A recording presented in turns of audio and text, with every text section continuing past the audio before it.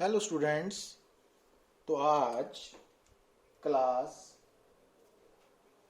+2 unit number 2 current electricity के lecture number 16 में हमारा टॉपिक है यूजेस ऑफ पोटेंशियोमीटर। तो जैसा कि मैंने अपने प्रीवियस लेक्चर में आपको बताया था कि जो पोटेंशियोमीटर है वो बेसिकली एक अपरेटस है जिसकी हेल्प से हम terminal voltage, internal resistance, EMF and potential difference ये फाइंड आउट कर सकते हैं। ठीक है। और फिर हमने ये नोट किया था कि जो पोटेंशियोमीटर है वो सिंपली, जब उसकी कंस्ट्रक्शन के बारे में बात की थी तो वो सिंपली क्या है, एक स्ट्रेच्ड वायर है। ठीक है। और वो stretched wire uniform cross section की है ना, तो उसकी जो थिकनेस है वो यूनिफॉर्म है। और इस पोटेंशियोमीटर के थ्रू जब हम स्टेडी करंट पास करेंगे तो स्टेडी करंट पास करने के लिए हमने क्या किया था कि पोटेंशियोमीटर की जो वायर है उसको हमने एक्सिलरी सर्किट के साथ कनेक्ट किया था, जिसमें एक ड्राइवर सेल था, एक की थी, एक एक्सटर्नल रेजिस्टेंस थी, एक एमीटर था ना। तो अब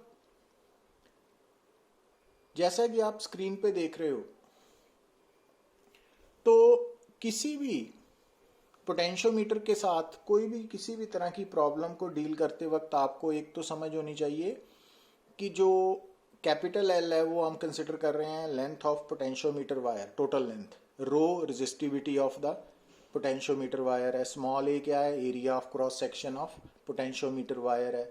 आर एच क्या है, रियोस्टैट है, या रेजिस्टेंस ऑफ रियोस्टैट और external resistance of auxiliary circuit भी बोल सकते हैं। ईडी क्या था, ईएमएफ ऑफ ड्राइवर सेल है। और आरपी क्या है, यहाँ पे total resistance of potentiometer wire है। तो जैसा कि हमने अपने प्रीवियस लेक्चर में पोटेंशियल ग्रेडियंट के बारे में डिस्कस किया था, तो आप पोटेंशियोमीटर का potential gradient VP by L, VP यहाँ पे मालूम है क्या है, total potential difference across the potentiometer wire, और एल क्या है, कैपिटल एल क्या है, उस पोटेंशियोमीटर वायर की लेंथ है। तो ये यहाँ से भी आप निकाल सकते हो पोटेंशियल ग्रेडियंट, और ये वैल्यू भी है I R P by L. तो जब आप I R P by L use करोगे तो आई क्या है, current flowing through the potentiometer wire, और आर पी क्या है, पोटेंशियोमीटर वायर की रेजिस्टेंस।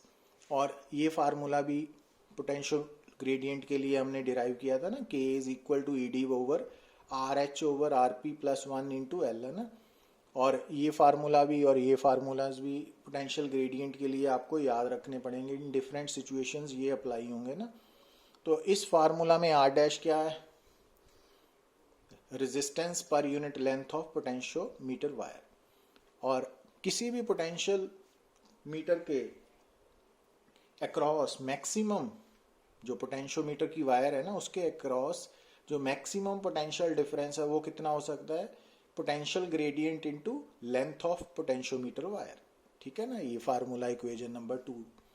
और अगर मान लीजिए कि जो एक्सिलरी सर्किट है, जो सर्किट पोटेंशियोमीटर वायर में कांस्टेंट करंट सप्लाई कर रहा है, तो अगर मान लीजिए उस सर्किट की अपनी रेजिस्टेंस, जिसको हमने एक्सटर्नल रेजिस्टेंस बोला था आर एच, वो 0 है, तो उस केस में जो पोटेंशियल ग्रेडियंट होगा ना पोटेंशियोमीटर वायर का, वो सिंपली क्या लिख सकते हो, ई डी बाय एल। तो ई डी क्या होगी, जो ड्राइवर सेल है उसका ईएमएफ, और एल क्या है, पोटेंशियोमीटर वायर की टोटल लेंथ है ना। ये स्पेशल केस हो गया। तो और जो मैक्सिमम वोल्टेज और potential difference across potentiometer wire है वो जनरली तो के इंटू एल है। पर अगर एक्सिलरी सर्किट की जो रेजिस्टेंस है वो 0 हो तो उस केस में जो maximum potential difference across potentiometer wire है वो E D, E D means driver cell की ईएमएफ के इक्वल होगा ना। तो ये रिजल्ट्स हैं जो आपको याद रखने पड़ेंगे। तो ये बातें हमने ऑलरेडी डिस्कस कर ली है ना अभी,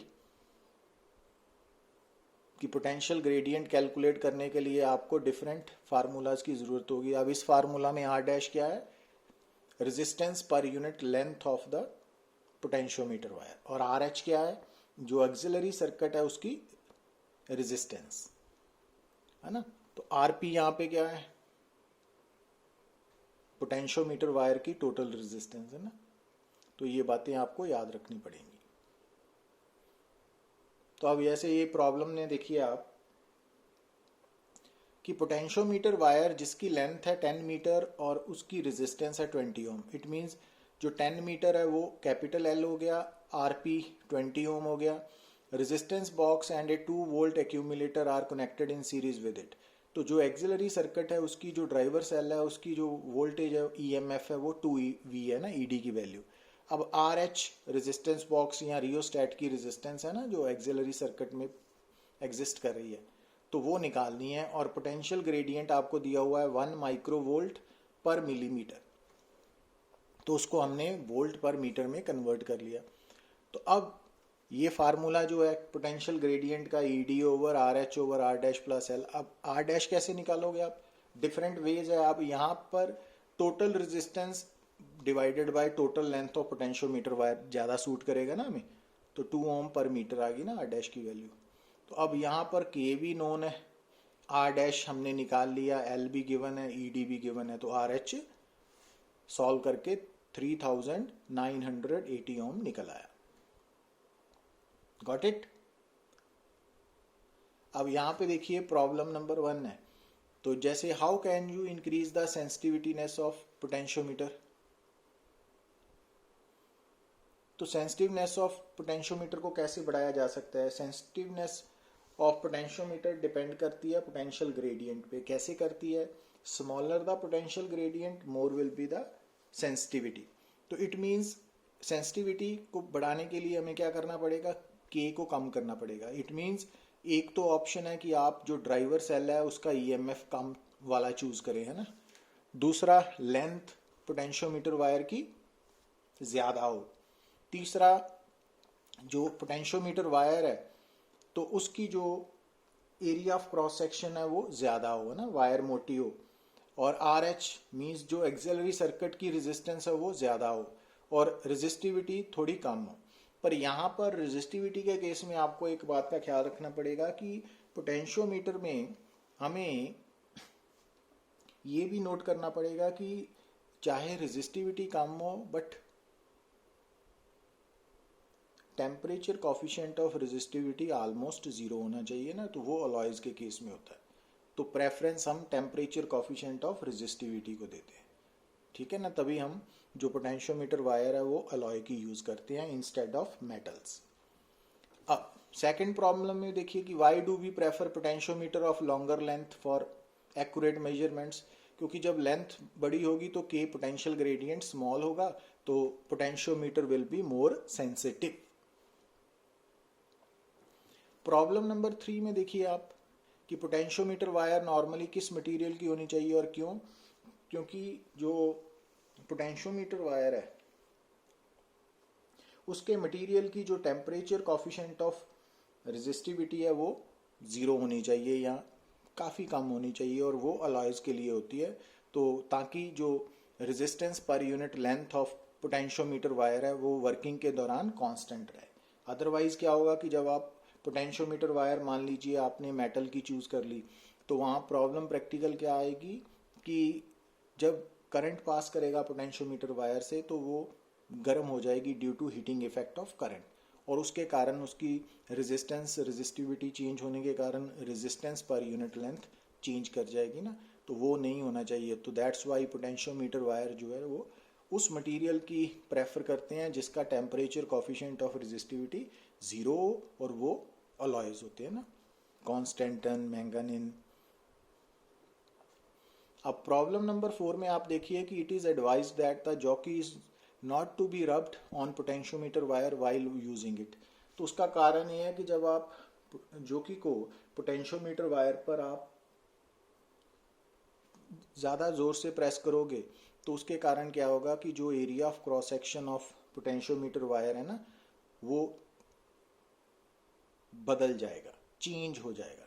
तो जिसके कारण जो resistance per unit length of every portion of the potentiometer wire है वो चेंज हो जाएगी ना। तो दैट्स वाई प्रेस नहीं करना हमने ना, जस्ट सिंपली टच करना है। अब इसी क्वेश्चन को देखिए आप प्रॉब्लम नंबर 5 में कि in a potentiometer experiment if the area of cross section of the wire increases uniformly from one end to another end means एक एंड पे जो पोटेंशियोमीटर वायर है वो थिन है और दूसरे एंड तक जाते जाते वो थिक हो गई ना, बड़ी मोटी होगी। तो अब यहाँ पर क्योंकि आपको मालूम है कि पोटेंशियल ग्रेडियंट निकालने का फार्मूला वी बाय एल से आई रो बाय ए है ना, तो अब जो ए की वैल्यू है वो एक एंड के लिए कम है, दूसरे एंड पे ज़्यादा है। तो इट मीन्स जब हम एक एंड से दूसरे एंड जाएंगे तो जो एंड थिन होगा वहाँ पर के की वैल्यू हाई होगी और जो and thick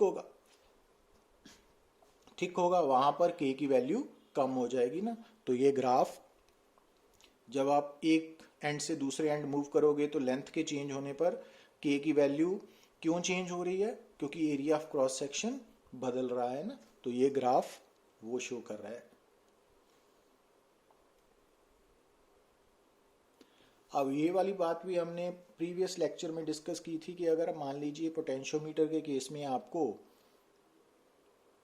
VL graph given है और ये VL ग्राफ दो डिफरेंट पोटेंशियोमीटर्स के लिए गिवन है, एक X के लिए और दूसरा Y के लिए। तो अब VL ग्राफ की जो स्लोप होती है ना वो पोटेंशियल ग्रेडियंट को रिप्रेजेंट करती है। तो इट मीन्स अब X और Y में से X की स्लोप ज़्यादा है, Y की कम है। तो Y की स्लोप X के कंपैरेटिवली कम है, तो इट मीन्स जो Y का पोटेंशियल ग्रेडियंट है वो X से कम होगा। तो इट मीन्स जो Y है वो मोर सेंसिटिव होगा और Y मोर सेंसिटिव मीन्स उस पोटेंशियोमीटर को हम प्रेफर करेंगे यूज करना ना। क्लियर? अब हम बात करने जा रहे हैं पोटेंशियोमीटर की यूजेस की, यूजेस ऑफ पोटेंशियोमीटर है ना। तो पोटेंशियोमीटर को हम एक तो यूज करते हैं to compare the EMFs of two cells, दो सेल्स के ईएमएफ को कंपेयर करने के लिए। तो उसके लिए सबसे पहले हम क्या करते हैं कि जो पोटेंशियोमीटर है उसको हम एक्सिलरी सर्किट के साथ कनेक्ट करते हैं। अब एक बात माइंड में रखनी है कि जो एक्सिलरी सर्किट है उसमें driver cell, key, ammeter and rheostat they all are connected in series, और सीरीज में जो एलिमेंट्स हैं उनकी पोजीशन आपस में चेंज होने पर फाइनल रिजल्ट पे कोई फर्क नहीं पड़ता ना। और ये बात भी हम ऑलरेडी डिस्कस कर चुके हैं कि यहाँ पर आर एच रियोस्टेट जो रेजिस्टेंस प्रोवाइड करेगा तो वो करंट को कंट्रोल करेगी ना, आई की वैल्यू को। तो आर एच को हम चेंज कर सकते हैं ना, external resistance of the axillary circuit. और अब यहाँ पर आप ध्यान से देखिए कि पोटेंशियोमीटर वायर का जो एंड ए है ना वो ड्राइवर सेल के पॉजिटिव टर्मिनल के साथ कनेक्टेड है। तो इस कारण यहाँ पर ए जो टर्मिनल ऑफ पोटेंशियोमीटर वायर है ना वो हायर पोटेंशियल पे होगा और बी लोअर पोटेंशियल पे होगा। Got it? और I current flowing through potentiometer wire. तो जब आप इस की को इंसर्ट करोगे, क्योंकि ये हमने क्लोज दिखाया ना, तो करंट फ्लो करेगा। अब जब आप की के को बाहर निकाल लोगे, रिमूव कर लोगे सर्किट से, तो करंट जीरो हो जाएगा ना। अब साथ में हमने क्या किया, ये वो दो सेल्स हैं जिनकी यहाँ E2 लिखना आपने ना, E2 ये नोट करना आपने ना, ये E2 है। Got it? ये E1 है, ये E2 है। तो जब आपने यहाँ पर दो सेल्स को जिनकी अपनी ईएमएफ्स कंपेयर करनी है वो हमने टर्मिनल ए के साथ कनेक्ट कर दिए। कैसे करने हैं? क्योंकि टर्मिनल ए ड्राइवर सेल के कारण हायर पोटेंशियल पे है ना, तो जो सेल्स हैं उनके भी पॉजिटिव टर्मिनल्स ए के साथ ही कनेक्ट होंगे। और जो नेगेटिव टर्मिनल्स है इसको कहते हैं टू वे की। ठीक है, इसमें दो कीज होती है ना, 1 एंड 2। तो एक सेल को 1 और दूसरे को B है ना, ये गैल्वेनोमीटर है, ये जो की है। तो अब हम क्या करेंगे, अब हम सबसे पहले जो की के है उसको हमने क्लोज किया। क्लोज करने के बाद हमने क्या किया कि जो 1 और 2 ये दोनों कीज हैं, इनिशियली ये दोनों कीज ओपन है। ठीक है, तो उसके बाद हमने सबसे पहले क्या करना है, नंबर 1 की को इंसर्ट किया। उसके कारण क्या हो गया कि सर्किट में जो फर्स्ट सेल है ना वो इंक्लूड हो गया। तो सबसे पहले हमने की 1 ये वाली 1 नंबर की को इंसर्ट किया और 2 को ओपन ही रखा। और उसके बाद जो की को पोटेंशियोमीटर वायर पर स्लाइड किया और करते करते सी पे पहुंच गए। वहां पर क्या देखा हमने कि गैल्वेनोमीटर की डिफ्लेक्शन 0 आ रही है ना, तब रुक गए। तो सी हमारे लिए क्या बन गया, नल पॉइंट और बैलेंस पॉइंट। तो उसके बाद हमने ए और सी, ए जो है ना वो 0 है पोटेंशियोमीटर वायर का, तो ए और सी के बीच में जो लेंथ है वो नोट कर ली L1, let it be L1। अब एक्चुअली गैल्वेनोमीटर ने डिफ्लेक्शन क्यों 0 शो की, क्योंकि ए और सी के बीच में जितना पोटेंशियल डिफरेंस है V is equal to KL1, वो पोटेंशियल डिफरेंस E1 सेल के EMF के इक्वल बट ऑपोजिट है ना।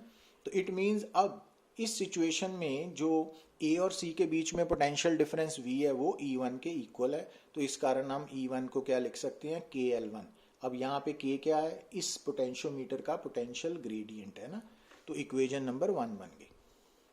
अब हम क्या करेंगे, अब जो की 1 है ना उसको रिमूव करेंगे और की 2 को इंसर्ट करेंगे। 1 को रिमूव किया, 2 को इंसर्ट कर दिया। अब इससे क्या हुआ कि जो सर्किट है उसमें सेल 2 इंक्लूड हो गया, ठीक है। तो एक वक्त में एक ही सेल को इंक्लूड करना है ना, चाहे E1 को E2 को। तो E1 को बाहर कर दिया, कैसे किया बाहर, सर्किट से जो की 1 नंबर 1 है उसको रिमूव कर दिया और 2 को इंक्लूड कर लिया, कैसे, की 2 को इंसर्ट करके। अब दोबारा फिर आपने क्या करना है, जोकी को पोटेंशियोमीटर वायर के ऊपर स्लाइड करना है। तो मान लीजिए कि डी पॉइंट पे पहुंच के गैल्वेनोमीटर की डिफ्लेक्शन 0 हो गई, तो आपने वहीं रुक जाना है ना। तो डी हमारे लिए क्या बन गया, नल पॉइंट और बैलेंस पॉइंट। अब ए और डी के बीच में हमने लेंथ मेजर कर ली L2। अब जो ए और डी के बीच में लेंथ है वो पोटेंशियल डिफरेंस V डैश हो गया KL2। और अब ये इस वक्त गैल्वेनोमीटर की डिफ्लेक्शन 0 क्यों है, क्योंकि जो ए और डी के बीच में पोटेंशियल डिफरेंस है ना V डैश, वो E2 के इक्वल बट ऑपोजिट है। तो इट मींस हम V डैश को E2 के इक्वल लिख सकते हैं ना, KL2। और अब हमने क्या किया, इक्वेशन नंबर 1 को 2 के साथ डिवाइड कर दिया।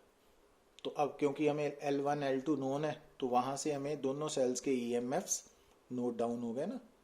तो इस तरह से हमने सॉल्व किया। यहां करेक्ट कर लेना ना, E2 है ये बेसिकली।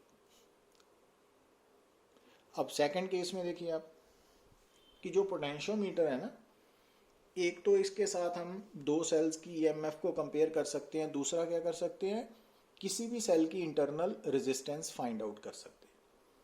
तो अब इसके लिए हमने क्या किया, फिर वही बात कि जो पोटेंशियोमीटर है ना, सबसे पहले हमने उसमें करंट को एडजस्ट किया और उसके लिए हमने एक्सिलरी सर्किट को कनेक्ट किया। एक्सिलरी सर्किट में मेन पार्ट्स कौन कौन से हैं, driver cell, key, ammeter and rheostat. Got it. और अब क्योंकि ए टर्मिनल के साथ जो ड्राइवर सेल का पॉजिटिव टर्मिनल कनेक्टेड है, तो इस कारण जो ए है ना पोटेंशियोमीटर वायर का टर्मिनल, वो हायर पोटेंशियल पे है और बी लोअर पोटेंशियल पे है। और उसके बाद हमने क्या किया कि वो सेल, तो ये जो सेल है ना, ये आर उस इसी सेल की इंटरनल रेजिस्टेंस है जो हमने सेपरेटली शो की है। तो ये आपने ध्यान में रखना है, जो स्मॉल आर है ना, इसी सेल की इंटरनल रेजिस्टेंस है जो हमने सर्किट में शो की है। और ये जो सेल है इसके क्रॉस हमने पैरेलल में एक एक्सटर्नल रेजिस्टेंस कनेक्ट कर दिया, साथ में एक की लगा ली K1 और एक गैल्वेनोमीटर और जॉकी। तो सबसे पहले तो आपको ये सर्किट डायग्राम्स याद करनी पड़ेंगी ना।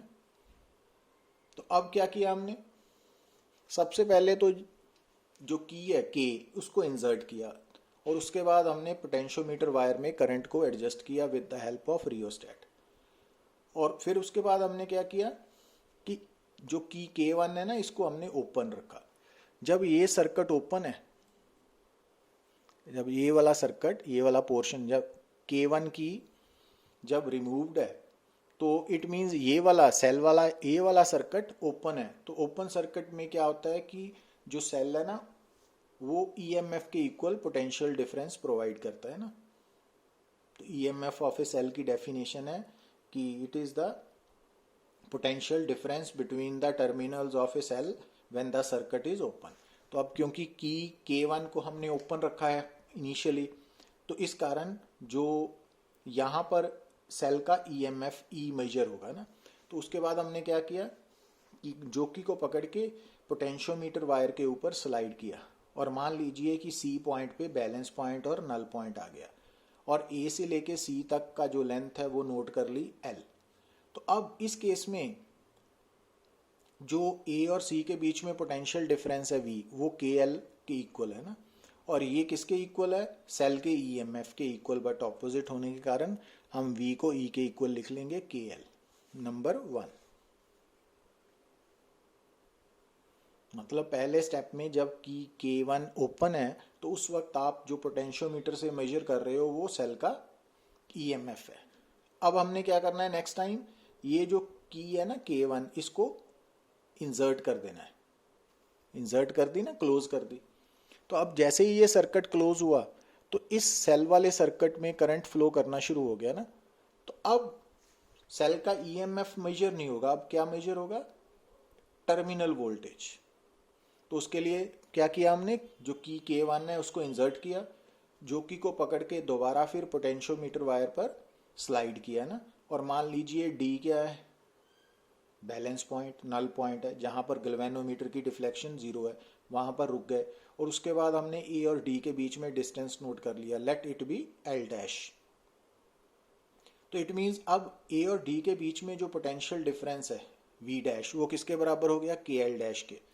और ये किसके इक्वल है, जो सेल है ना उसके टर्मिनल वोल्टेज के इक्वल है। तो टर्मिनल वोल्टेज वी टी है ना, तो अब वी डैश क्योंकि वी टी के इक्वल है तो हम वी डैश को क्या लिख सकते, वी टी को क्या लिख सकते हैं, के L dash. Number 2, it means जब हमने पोटेंशियोमीटर को यूज किया कब, जब हमने की K1 को इंसर्ट कर दिया, तब हमें जो पोटेंशियोमीटर है वहां से क्या मालूम पड़ेगा, टर्मिनल वोल्टेज की वैल्यू। अब internal resistance of a cell का फार्मूला हमने डिराइव किया था। किसी भी सेल का इंटरनल रेजिस्टेंस क्या है, आर क्या है, एक्सटर्नल रेजिस्टेंस, ईएमएफ है, वीटी टर्मिनल वोल्टेज है -1। अब यहाँ पर आप देखिए कि आर क्या है, एक्सटर्नल रेजिस्टेंस है ना, तो इसकी वैल्यू हम नोट है, हमें मालूम है कि ये रेजिस्टेंस 1 ओम की यूज की है या 2 ओम की या 5 ओम की, ठीक है। इट मीन्स आर की वैल्यू आपको नोन है। अब ई की वैल्यू फर्स्ट इक्वेशन से और वी टी की वैल्यू सेकेंड इक्वेशन से यहाँ पे सब्स्टिट्यूट करेंगे तो ये फार्मूला तैयार हो गया ना।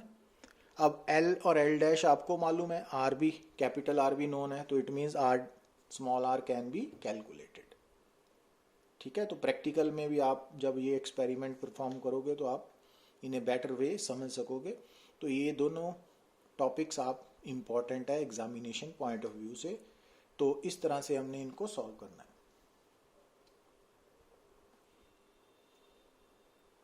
तो ये full, thank you very much.